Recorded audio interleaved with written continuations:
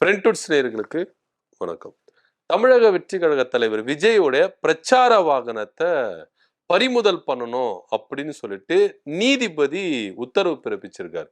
அடுத்த கட்ட நகர்வா காவல்துறை விஜயோட பிரச்சார வாகனத்தை பறிமுதல் செய்ய போறதா தகவல் பரவின்றிருக்கு. உண்மையிலேயே விஜயோட வாகனத்தை பறிமுதல் செய்யறாங்க காவல்துறை. இதுல ரெண்டு விஷயத்துல பார்க்க வேண்டிய ஒரு விஷயமா தான் இங்க பார்க்க வேண்டியதா இருக்குது. என்னன்னா, முன்னாடியே காவல்துறை விசாரணை செய்யும் பொழுது என்னன்னா சிசிடிவி காட்சி பதிவு வேணும், விஜய் தரப்புல இருந்து எடுக்கப்பட்ட அந்த ஃபுட்டேஜ் வேணும். இப்போ வந்து விஜய் வந்து பிரச்சாரம் மேற்கொள்றாரு. இப்படி பிரச்சாரம் மேற்கொள்ளும் பொழுது விஜய் தரப்புல இருந்து வீடியோக்கள் எடுப்பாங்க. அதாவது அவரு பிரச்சார வாகனத்துக்கு முன்பாக ஒரு கேமரா யூனிட் வந்து என்ன பண்ணும்னா ஷூட் பண்ணிட்டு போவோம். அவர் வரும்பொழுது அவர் எங்கெல்லாம் வராரு, எங்கெல்லாம் கை காட்டுறாரு, என்னென்ன பண்றாரு, எங்க ஸ்பாட்ல நின்று பேசுறாரு, என்னென்ன சம்பவம் நடக்குது, இது போல எல்லாத்தையும் கவர் பண்ணுவாங்க. அது ரன் த்ரூவா ரெக்கார்டு இருக்கும். ஏன்னா லைவ்ல போயிட்டு இருக்குல்ல, அதனால ரன் த்ரூவா ரெக்கார்டு இருக்கும். எங்கன்னா ஒரு குறை வருது, எங்கன்னா மிஸ்டேக் வருதுன்னா அப்ப லைவ் கட் பண்ணிட்டு என்ன பண்ணுவாங்க, அடுத்த ஷாட்டுக்கு போயிடுவாங்க. ஆனா ரெக்கார்டு கம்பல்சரி இருக்கும். ஸோ இந்த ஃபுட்டேஜ் எல்லாம் எங்களுக்கு வேணும். ஏன்னா உண்மையா என்ன நடந்தது, இப்போ நம்ம டிவில பார்த்ததெல்லாம் த்ரூ அவுட் லைவ் எல்லாம் கிடையாது. கொஞ்சம் கொஞ்சம் கட் பண்ணி போடுவாங்க. எடிட் பண்ணி போடுவாங்க. ஏன்னா விஜய் அவங்க தரப்புல இருந்து தர சோர்ஸ் தான் எல்லா சேனலுக்கும் சரி, எல்லா யூடியூப்களுக்கும் சரி லைவா போயிட்டு இருந்தது. ஸோ அப்படி இருக்கும் பொழுது அதோட ஃபுட்டேஜ் எங்களுக்கு ஃபுல்லா வேணும் அப்படின்னு சொல்லிட்டு காவல்துறை சம்மன் அனுப்பியிருந்தாங்க சிடி நிர்மல்குமாருக்கு. அது மாத்திரம் இல்லாம விஜயோட பிரச்சார வாகனத்துல உட்புறத்திலும் வெளிப்புறத்திலும் சிசிடிவி பொருத்தப்பட்டிருக்கு. இந்த சிசிடிவியோட காட்சிகள் எங்களுக்கு வேணும். ஏன்னா உள்ள என்ன நடந்தது, நீங்க பஸ்ல பொருத்தி வச்சிருந்தீங்களா, அந்த சிசிடிவி காட்சி என்னென்ன எங்கெங்க அது கவர் பண்ணிருக்குது, அந்த காட்சிகள் எங்களுக்கு வேணும். சோ விசாரணைக்கு இது உகந்ததா இருக்கும், இந்த சிசிடிவி காட்சிகள்லாம் எங்களுக்கு போதுமானதா கொஞ்சம் ஒத்துழைப்பு தரும் அப்படின்றதுனால காவல்துறை சம்மன் அனுப்பியிருந்தாங்க. இப்போ காவல்துறை சம்மன் அனுப்பியிருந்தாலும் விஜய் தரப்புல இருந்து ஒரு தெளிவான பதில் வந்து காவல்துறைக்கு கிடைக்கவே இல்லை. இந்த சிசிடிவி காட்சியெல்லாம் கொடுக்கலாமா வேண்டாமா அப்படி இப்படின்னு சொல்லிட்டு பேச, இன்னொரு பக்கத்துல என்ன பேசுனா நிறைய காட்சிகள் டெலிட் செய்யப்பட்டிருக்கலாம்.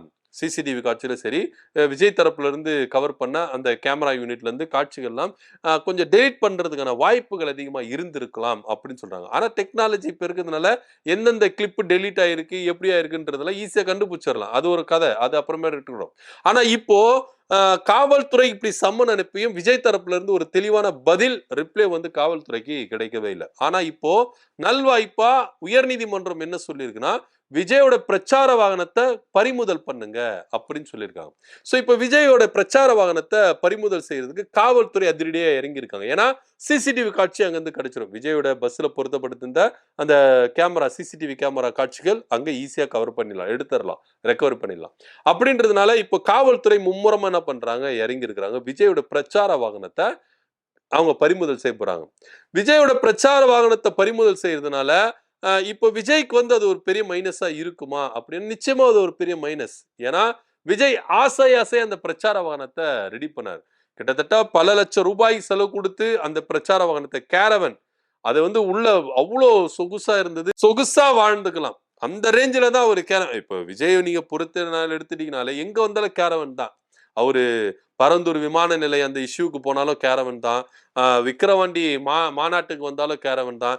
பிரச்சாரத்துக்கு வந்தாலும் கேரவன் தான். சொகுசு தான்.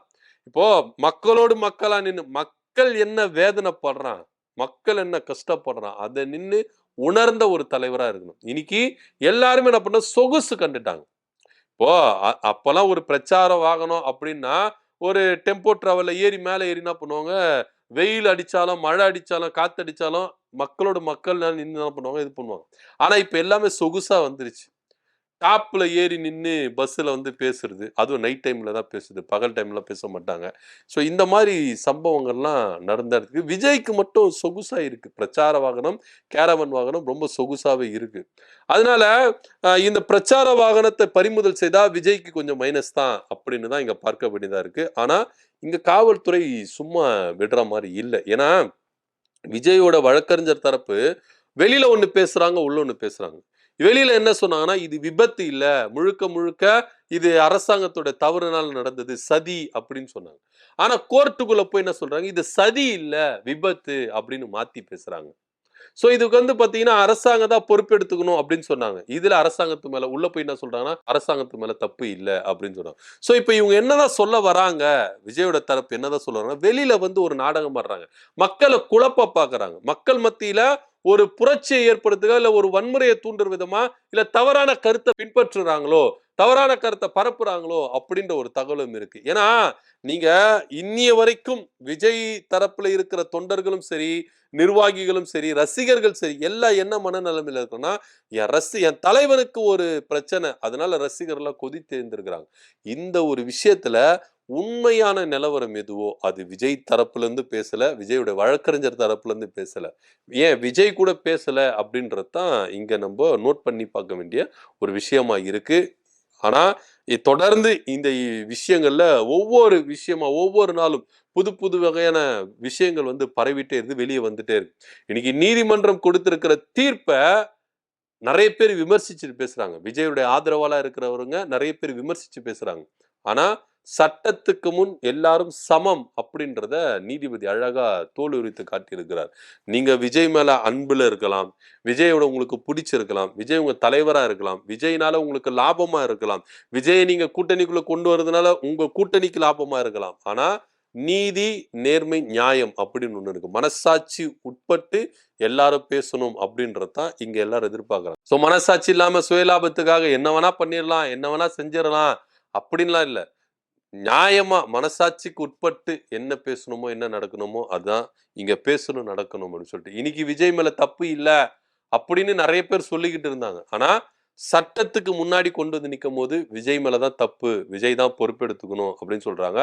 அடுத்தபடி நடவடிக்கையா காவல்துறை அதிரடியா விஜயோட வாகனத்தை பறிமுதல் செய்யறாங்க. விஜயோட வாகனத்தை பறிமுதல் செய்து அதுல கிடைக்கிற சிசிடிவி காட்சிகள் ஃபுட்டேஜினால இன்னும் என்ன அப்படின்றத டீப்பா இங்க விசாரணையை நடத்தலாம் அப்படின்னு சொல்லிட்டு தான் காவல்துறை வந்து என்ன பண்றாங்க, ஆல்ரெடி அந்த வாகனத்தை நீங்க சிசிடிவி காட்சி கொடுக்கலனாலும் அந்த வாகனத்தை பறிமுதல் செய்திருப்பாங்க. இப்போ கோர்ட்டே உத்தரவு கொடுத்திருக்கு, பர்மிஷன் கொடுத்திருக்கு, போய் முதல்ல அந்த வாகனத்தை வந்து என்ன பண்ணுங்க, பறிமுதல் பண்ணுங்க. ஹிட் அண்ட் ரன் வழக்கு ஏன் போடல, அந்த வாகனத்து மேல நேரம் போட்டு நீங்க வாகனத்தை பறிச்சிருக்க வேண்டாமா அப்படின்னு சொல்லிட்டு கேள்வி கேட்டிருக்காங்க காவல்துறை நீதிமன்றம். உண்மையிலேயே இங்க வந்து ஒரு தவறான ஒரு பேச்சு ஒண்ணு போயிருந்தது. இதே திமுக அரசு விஜய்க்கு வந்து இட வசதி கொடுக்கல, அவங்கள வந்து கார்னர் பண்றாங்க அப்படி இப்படின்னு பேசியிருந்தாங்க. ஆனா விஜய் மேல நடவடிக்கை எடுக்கல, விஜய்க்கு ஆதரவா இருக்குதா திமுக அரசு அப்படியும் பேசுறாங்க. இந்நேரம் இப்போ நீதிபதி சொல்ற கருத்தை வச்சு பாத்தீங்கன்னா, ஒருவேளை தமிழ்நாடு அரசு விஜயை நெருங்குறதுக்கு ஒரு விதமான பரிதாபம் காட்டுகிறாங்களோ, விஜயோட ஒரு ரகசியமான டீலிங்ல இருக்கிறாங்களோ அப்படிதான் நீதிமன்றம் ப்ரொஜெக்ட் பண்றாங்க. ஏன்னா கேள்விகள் அந்த மாதிரி கேள்வி கேட்டிருக்காங்க. நேரத்துக்கு நீங்க என்ன பண்ணிருக்கணும், புஷியானந்த் மேல வழக்கு தொடர்ந்து கைது பண்ணிருக்கணும், ஆதவர்ஜினா மேல நீங்க வழக்கு தொடர்ந்து கைது செய்திருக்கணும், ஏன் விஜய் மேலேயே நீங்க கைது பண்ணிருக்கணும், அவர் மேல வழக்கு தொடர்ந்து கைது செஞ்சிருக்கணும், வாகனத்தை பறிமுதல் செஞ்சிருக்கணும், இதெல்லாம் ஏன் பண்ணல அப்படின்னு நீதிபதி சரமாரியான கேள்வி கேட்டிருக்காரு காவல்துறையை பார்த்து, அரசு துறை பார்த்து. சோ அப்ப இங்க வந்து திமுக அரசு இப்ப விஜய்க்கு சப்போர்ட் பண்ணுது அப்படின்னு எடுத்துக்கலாமா? அப்படியெல்லாம் கிடையாது.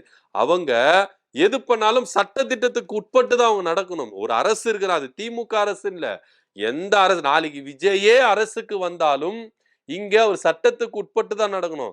எடுத்தங்கவுத்தன்லாம் பண்ணாருன்னா அவருடைய அரசுக்கு ஆபத்தாயிடும். இது எல்லாமே நீங்க ஒரு கவர்மெண்ட்டுக்குள்ள அப்படி இருந்துன்னா ஒரு புரோட்டோகால் இருக்கு, அந்த புரோட்டோகாலை நீங்க பின்பற்றி தான் ஆகணும். வெளியில இருந்து பேசலாம், என்ன வேணா பேசலாம் வெளியில இருந்து, ஆனா உள்ளுக்குள்ள போனாதான் தெரியும் அதுக்குள்ள என்ன சிக்கல் இருக்கு, சட்ட சிக்கல் என்ன இருக்கு, என்னென்ன பிரச்சனைகள் இருக்கு அப்படின்னு. வெளியில இருந்து பாக்குறோம், நம்மளுக்கு இது இப்படி பண்ணிருக்கலாம, இது இப்படி செஞ்சிருக்கலாம சொல்லலாம். ஆனா உள்ளுக்குள்ள போய் பார்த்தாதான் அப்படி பண்ணா என்ன விளைவுகள் வரும், சட்ட சிக்கல் வரும், என்ன பிரச்சனைகள் வரும் அப்படின்றத அந்த இடத்துல நின்று பார்க்கணும், யோசிச்சு பார்க்கணும். சோ இதெல்லாம் தெரியாம இஷ்டத்துக்கு பண்ணலாம். அன்னைக்கு விஜய்க்கு எதிராக நிக்குது திமுக அரசு அப்படின்னு பேசணுங்க, இன்னைக்கு விஜய்க்கு ஆதரவா இருக்குது திமுக அரசு அப்படின்னு பேசலாமா? அப்படியெல்லாம் இல்லவே இல்லை. சட்டத்துக்கு உட்பட்டு தான் ஒரு அரசு செயல்படும் அப்படின்றதுக்கு திமுக ஒரு சிறந்த உதாரணமா இருக்குது அப்படின்றது தான் இங்க எடுத்துக்கொள்ளப்படணும். அடுத்த கட்ட நடவடிக்கை காவல்துறை விஜயோட பிரச்சார வாகனத்தை பறிமுதல் செய்யறாங்க.